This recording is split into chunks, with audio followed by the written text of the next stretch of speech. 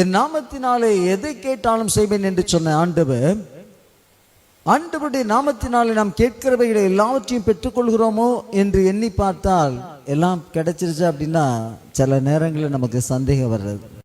என் நாமத்தினாலே எதை கேட்டாலும் அதை செய்வேன் என்று சொல்லுகிற ஆண்டவர் பொய் சொல்லுகிறவர் அல்ல. ஆமென். அவர் பொய் சொல்ல மாட்டார். அவர் மனமாற மனுபுத்திரனும் அல்ல.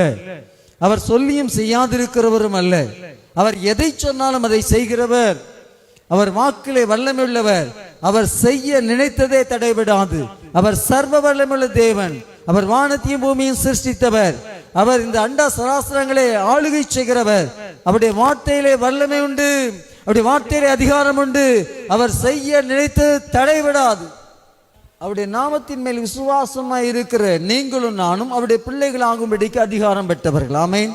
நமக்கு தெரிவிக்கப்பட்டிருக்கிறது. அப்ப நீங்களும் நானும் எதை கேட்டாலும் ஆண்டவர்